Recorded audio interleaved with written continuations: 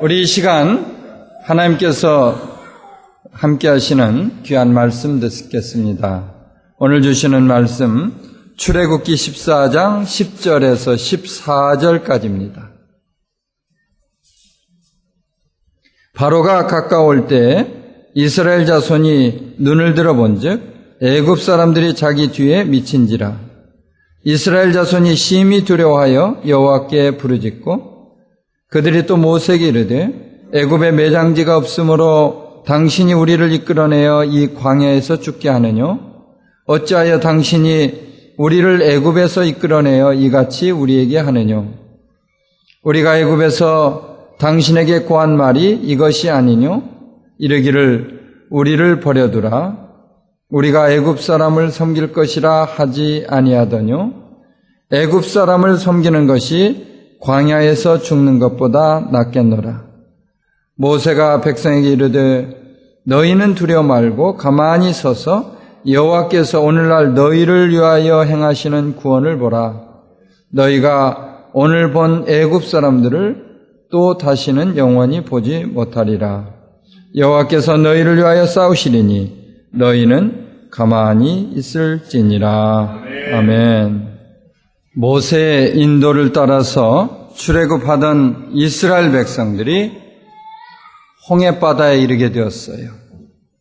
이때 바로의 군사들이 턱 밑까지 추격해오자 그들은 아우성을 치기 시작합니다. 이러지도 저러지도 못하는 가운데 꼼짝없이 죽게 되었구나 이렇게 낙심하는 가운데 그들이 두려움으로 떨고 있었다는 말입니다. 그러나 믿음의 사람 모세는 확신을 가지고 그들에게 하나님의 말씀을 전합니다. 너희는 두려워 말고 가만히 있어서 여호와께서 오늘날 너희를 위하여 행하시는 구원을 보라. 아멘. 처해진 환경이 힘들고 어려울지라도 너희들은 하나님의 뜻을 그르치거나 그분에 앞서서 행하지 말라. 그 말씀 아니겠습니까? 오늘날 우리에게도 이스라엘 백성들이 경험했던 삶의 어려움이 있습니다. 대부분의 사람들은 이런 어려움을 당하게 되면 금방 실망을 하거나 낙심을 하는 경우가 많이 있어요. 자신의 노력으로 해결해 보겠다고 애를 많이 쓰지만 사람의 힘이나 재주로 할 수 없는 일이 바로 이러한 일 아니겠습니까? 문제 해결을 이루시는 주님을 떠나서 힘쓰고 애써본들 일을 이룰 수가 없다. 그 말씀 아니겠어요? 이에 우리는 삶의 어려움이 따를 때마다 주님을 의지할 수 있어야 되겠는데 문제가 생겼을 때 좌절할 것이 아니라 일을 행하시는 주님을 바라봐야 한다. 할렐루야. 주님이 하시는 걸 바라보란 말이에요. 주님은 지금도 신적인 능력으로 우리 가운데 행하시는데 그분이 우리의 삶에 간섭하시면 부족할 것이 없다는 말씀이에요. 우리 사랑하는 성도님들마다 이 말씀을 교훈 삼아서 범사에 주님이 하시는 것을 믿음으로 바라보며 살아갈 수 있게 되시기를 이 시간 예수의 이름으로 축원합니다. 첫째로 우리 볼 수 있는 내용이 있는데 이 말씀은 우리의 과거를 기억하라. 그 말씀이 되겠어요. 한번 저를 따라서 크게 하십니다. 이 말씀은 우리의 과거를 기억하라는 것입니다. 아멘. 우리는 과거를 쉽게 잊어버리는 경향이 있는데 건망증이 있어서라기보다는 과거에 대해서 좋지 못한 기억을 가지고 있기 때문이에요. 그러한 이유로 왜 세상에 보면 과거를 묻지 말라 그런 말이 있는 것처럼 자신의 과거를 숨기고 싶을 때가 많이 있어요. 너나 할 것 없이 힘들고 어려웠던 과거가 있습니다. 그리고 사람들에게 아픔을 겪고 상처를 받게 되었던 그런 또 기억이 있어요. 그런가 하면 남들에게 떳떳하게 내놓을 수 없는 과거의 기억도 가지고 있습니다. 그러나 한편으로 이것들을 생각해 보면 이러한 과거를 통해서 그만큼 우리가 훈련을 받게 되었고 또한 성숙해질 수 있었다고 하는 사실을 생각해 볼 수가 있습니다. 과거에 경험했던 아픔이 있고 고통이 있고 쓰라린 그런 경험이 있었기 때문에 보다 성숙한 인생의 열매를 누리고 있다 하는 그런 말씀 아니겠습니까? 이러한 사실은 과거 이스라엘 백성들에게 있어서도 마찬가지였습니다. 그들은 애굽의 노예로 사는 동안에 가진 고통과 상처를 경험하게 되었습니다. 애굽 사람에게 종 노릇을 해야 되는 그런 비참하고 고통스러운 삶을 살게 되었는데 말로 다할 수 없는 이러한 고통 가운데 부끄럽고 참담한 과거를 가지게 되었던 것이에요. 그러나 이러한 환난 중에도 하나님이 그들을 섬세하게 만져주시고 그들의 발걸음을 인도해 주시고 보호해 주신 줄로 믿으시기를 바랍니다. 바로가요, 너무너무 마음이 강팍해져 있을 때 10가지 재앙을 내려서 그에게 경고를 해 주셨어요. 그런가 하면 이스라엘 민족으로 하여금 재앙에서 그들이 피할 길을 열어주심으로써 그들을 도와주신 분이 바로 하나님이십니다. 이와 같이 이스라엘 백성들의 과거를 보면 많은 환난 중에도 하나님의 인도하시는 은혜가 충만하게 되었다는 사실을 믿으시면 여러분 아멘 하시기 바랍니다. 그 영국 웨일즈라고 하는 곳이 있는데 이곳에서 아주 위대한 기독교 부흥 운동이 있었습니다. 어느 작은 교회에서 기도하던 한 여인의 회개를 통해서 이 부흥 운동이 일어나게 되었어요. 그녀는 어느 날 주 기도문을 외우고 있는데 도무지 이를 끝낼 수가 없었던 것이에요. 우리가 우리에게 죄진 자를 사하여 준 것 같이 거기서 막힙니다. 또 다시 시작을 했어요. 우리가 우리에게 죄진 자를 사하여 준 것 같이. 이 대목에서 더 이상 계속할 수가 없었던 그녀는 순간 자신이 미워하던 한 사람의 얼굴이 떠올랐습니다. 그녀는 기도를 멈추고 밖으로 나가서 오랫동안 찾지 않았던 형제를 찾아가서 자신의 잘못에 대해서 진심으로 용서를 구했습니다. 예수 안에서 하나님 사랑으로 형제를 사랑하지 못했던 내 죄를 고백합니다. 용서해 주세요. 이때 하나님이 이 두 사람을 회복시켜 주셨습니다. 그리고 그 교회 안에 부흥의 역사가 일어나기 시작했어요. 결국 이 이르뇨 웨일즈라고 하는 그 지역, 그 도시의 위대한 부흥의 역사를 일으키는 불길로 타오르게 되었다는 말입니다. 1907년에 있었던 평양 대부흥 운동도 이러한 소수의 회개가 발화점이 되었다고 하는 사실을 여러분 꼭 좀 기억하시기 바랍니다. 이와 같이 우리가 죄를 회개하고 죄를 자복하며 탄식할 때 하나님의 위대한 역사가 우리 가운데 나타나는 사실을 믿으시면 아멘 하시기 바랍니다. 하나님께서 모세를 통해서 주시는 교훈을 보면 이러한 하나님이 주시는 은혜를 기억하라 그 말씀이에요. 이스라엘의 역사를 보면요 전적으로 하나님의 은혜의 역사였다 하는 사실을 생각해 볼 수가 있어요.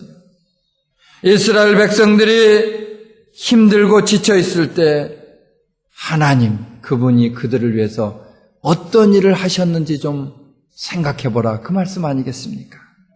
이러한 사실은 오늘 우리의 삶에 있어서도 마찬가지가 되겠는데, 우리가 과거를 바라볼 때 힘들고 어려운 그런 일도 있기는 있었지만 주님이 도와주셨기에 이만큼 살아올 수 있었던 것이 아닙니까? 이는 과거 주님이 베풀어 주신 은혜를, 나와 여러분에게 주시는 은혜를 기억하라는 말인데, 그분의 은혜를 기억하는 것이야말로 신앙인이 가질 바른 자세가 됩니다. 성숙한 신앙인은 자신이 받았던 은혜, 특별히 과거에 받을 수 있었던 은혜를 기억함으로 더욱더 감사하게 된다는 사실을 믿으시면 한번 아멘 하시기 바랍니다. 두 번째로 이 말씀은 우리의 현재를 비관하지 말라, 그 말이 되겠어요. 한번 더 따라 하십니다. 이 말씀은 우리의 현재를 비관하지 말라는 것입니다. 아멘. 우리는 삶의 위기를 당하면 그저 낙심하고 원망을 하게 되는데요.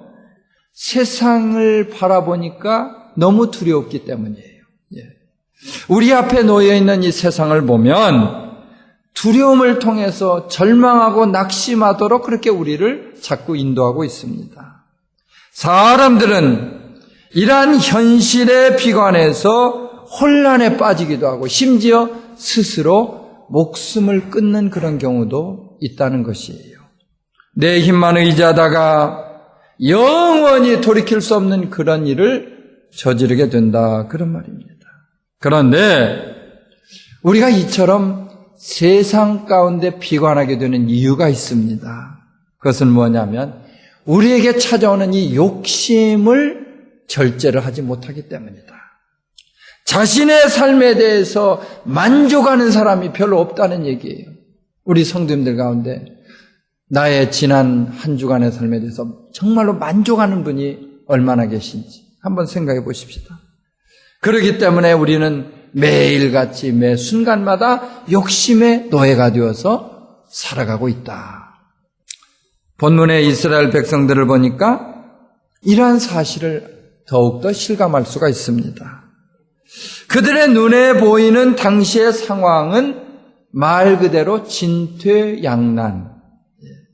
뒤에서는 애굽 군사들이 쫓아오고 있습니다. 그리고 앞에는 홍해바다가 가로막고 있습니다. 이러한 현실을 볼 때 그들은 이제 더 이상 죽는 일 외에는 다른 일이 없겠다, 이렇게 생각을 하게 되었어요. 그들은 이에 두려움을 느낀 나머지 원망을 하고 불평을 늘어놓기 시작합니다.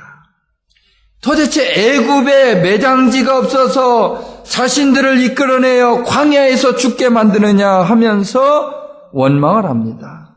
차라리 애굽 사람들 밑에서 종노릇하면서 살도록 내버려둘 일이지 이게 무엇이냐? 불평을 하는 것이에요. 이스라엘 백성들은 이와 같이 앞과 뒤만 바라볼 줄 알았지 위를 바라볼 줄 몰랐다는 것입니다.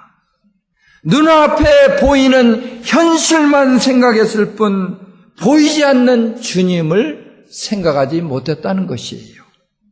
그들은 이처럼 반드시 우리가 바라보아야 할 주님을 바라보지 못했던 사실을 생각해 볼 수가 있습니다.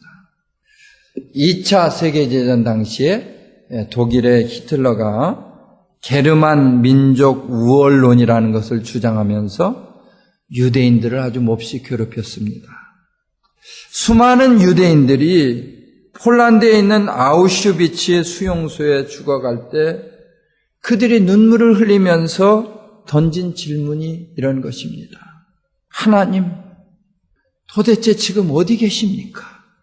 하나님이 왜 우리를 이러한 고통으로 몰아넣고 계십니까? 나중에 연합군이 수용소를 탈환한 이후에 그 수용소 내부를 조사하다가 한쪽 벽에 쓰여 있는 찬송가 가사를 보고는 깜짝 놀랐습니다. 어느 그리스도인이 신앙의 고백으로 기록해 놓은 구절이었어요. 그 크신 하나님의 사랑 말로 다 형용 못하네. 하나님의 사랑이라니. 이 지옥과 같은 수용소에서 어떻게 하나님의 사랑을 말할 수가 있겠는가? 그들은 감동을 했습니다. 다른 곳에도 보니까 하나님은 여기에 계십니다. 그 글자가 선명하게 쓰여져 있는 거예요. 아니, 그 지옥 같은 곳에 하나님이 계시다는 간증을 할 수 있다니 이게 도대체 무엇인가? 여러분, 우리도 많은 때 이 땅을 살아가면서 하나님의 통치가 미치지 않는 곳이 있다, 그런 생각을 하게 될 때도 혹시 있을 거예요. 그러나 하나님의 통치, 하나님의 인자하심, 하나님의 사랑이 머물지 않는 곳이 없다고 하는 사실을 믿으시기를 바랍니다.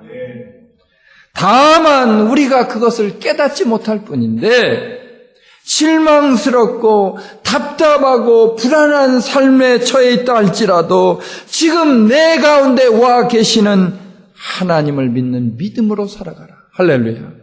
아멘 합시다. 내 앞에 와 계시는 하나님을 찾는 믿음으로 살아갈 수 있어야 하는 것이에요.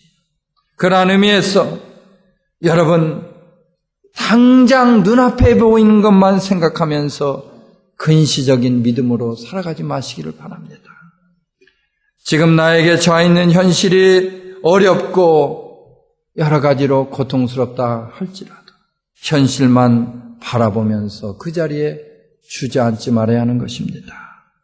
눈에는 보이지 않을지라도 믿음의 눈으로 능력자를 바라보시기를 바랍니다. 바울은 로마서 8장 32절에서 이렇게 고백하고 있어요. 자기 아들을 아끼지 아니하시고 우리 모든 사람을 위하여 내어주신 이가 어찌 그 아들과 함께 모든 것을 우리에게 은사로 주지 아니하겠느냐. 아멘.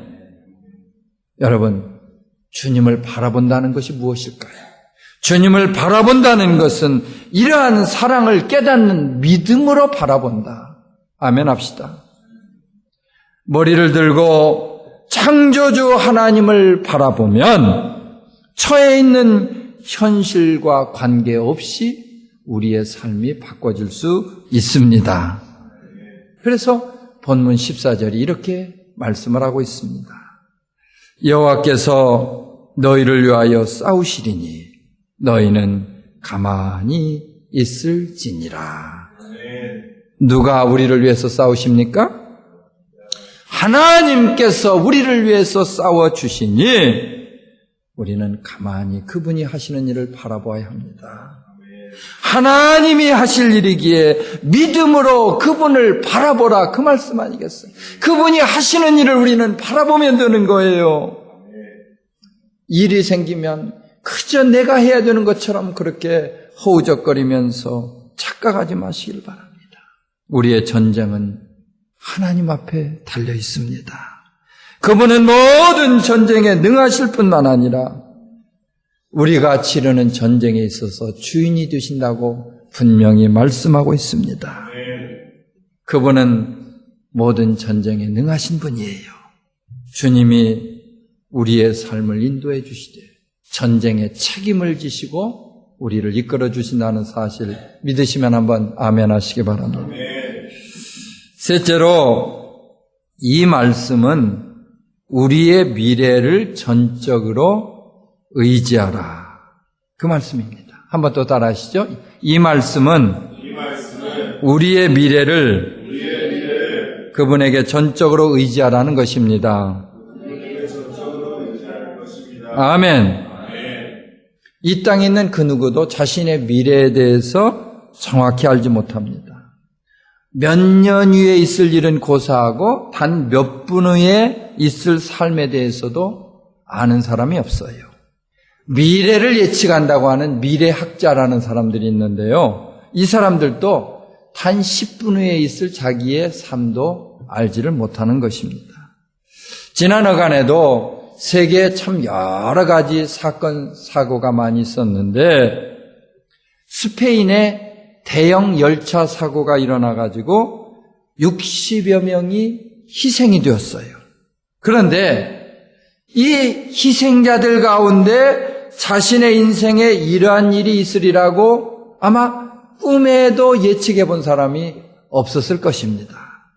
만일 이러한 사실을 예측을 했다면 그 사람이 그 열차를 탈 리가 없었을 것입니다.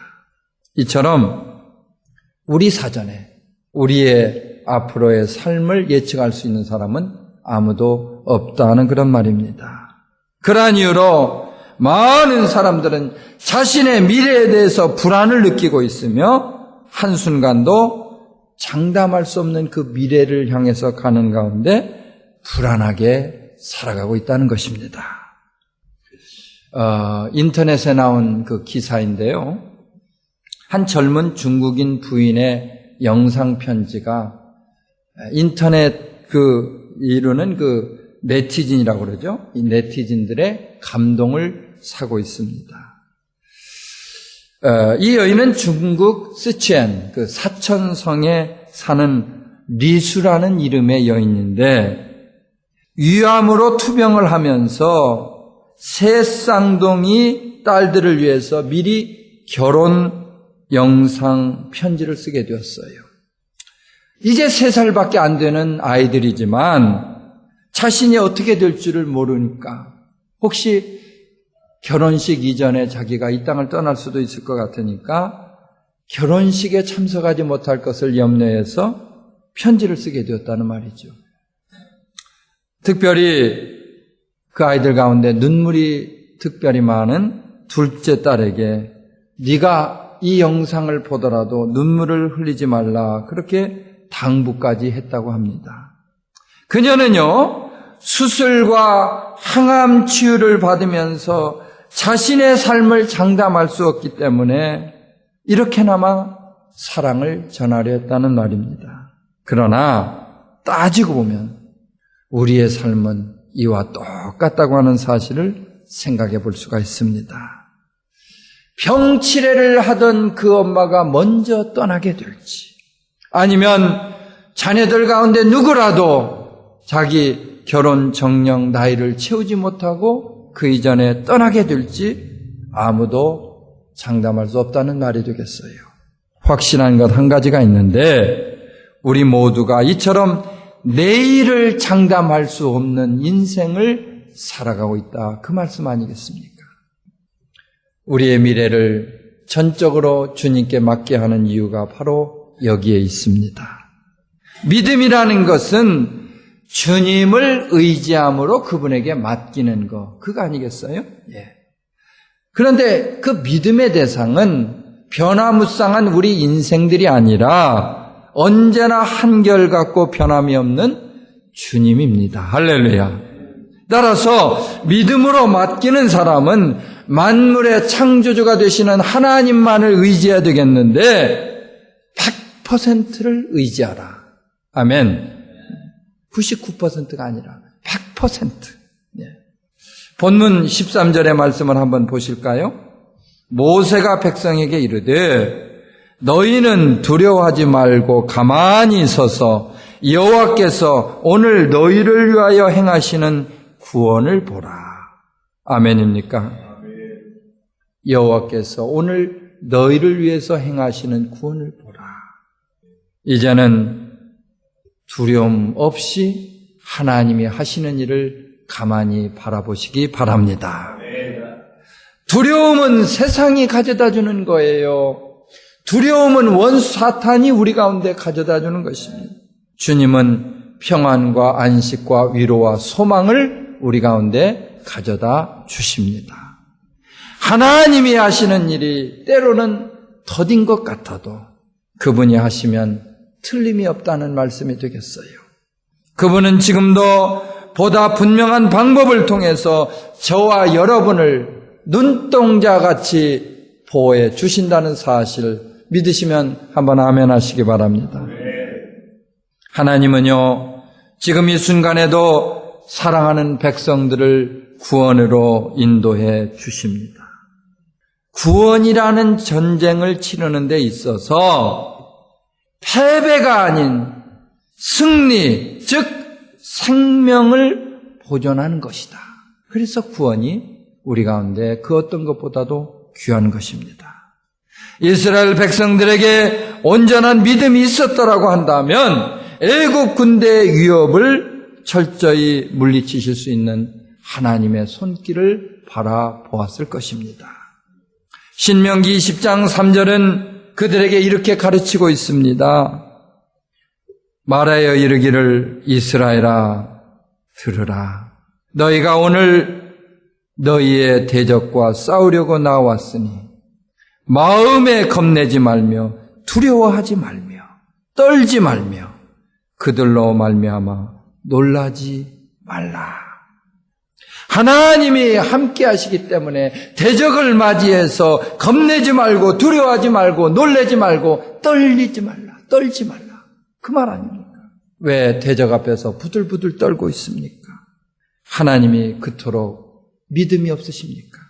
그분이 책임지고 도와주실 것이니 염려, 걱정, 근심 내려놓고 이제는 그분만 바라보라. 아멘. 이사야 선지자도 이사야서 30장 15절에서 이렇게 교훈하고 있어요. 주 여호와 이스라엘의 거룩하신 이가 이같이 말씀하시되 너희가 돌이켜 조용히 있어야 구원을 얻을 것이요 잠잠하고 신뢰하여야 힘을 얻을 것이오늘 너희가 원하지 아니하고. 한마디로 얘기하면 너희들이 좀 잠잠히 내가 하는 것을 지켜봤어야 되는데도 그저 너희들이 그것을 원하지 않고 너희들 마음대로 살았지 않느냐. 그런 책망의 말씀이 되고 있습니다. 전적으로 구원을 이루는 것은 하나님이 하시는 일이기 때문에 하나님의 구원을 너희들이 좀 바라보지 않고 그걸 못 참아서 너희들이 그렇게 하지 않았다 하는 그런 책망의 말씀이 되고 있습니다. 세상을 아무리 둘러봐도 우리를 구원하실 분은 주님 앞에 없다고 하는 사실을 믿으시기 바랍니다. 한 번밖에 살 수 없는 인생입니다. 이제는 100% 그분을 맡고 그분을 믿고 그분을 의지하며 살아갈 수 있기를 바랍니다. 이제는 가만히 서서 그분이 하시는 일을 바라볼 수 있기를 주의 이름으로 축원합니다. 하나님을 배반한 죄로 인한 심판에서 건짐받을 수 있는 분, 그리고 우리를 살려낼 수 있는 분은 오직 하나 독생자 예수님이십니다. 우리의 미래는 안전한 포구가 되시는 주님의 손에 붙들려 있을 때에 안전한 것입니다. 할렐루야. 여러분, 미래에 대한 어떠한 두려움이 있을지라도 우리는 두려움에 빠져 지낼 것이 아니라 주 안에서 담대하게 그날을 준비할 수 있기를 바랍니다. 이 땅의 모든 삶은요, 그저 가나안을 향해서 가는 순례자의 길이다. 그 사실을 기억하시고 우리는 어떠한 어려움 가운데도 미래의 어떤 위협과 공포가 따를지라도 뚜벅뚜벅 우리의 길을 갈 수 있어야 하는 것이에요. 따라서 오늘도 전쟁에 이김을 주시는 주님 한 분만을 바라보고 그분이 우리의 인생길에 행하시는 모든 창조의 역사를 마음껏 체험하면서 그렇게 살아갈 수 있게 되시기를 예수님의 이름으로 축원합니다.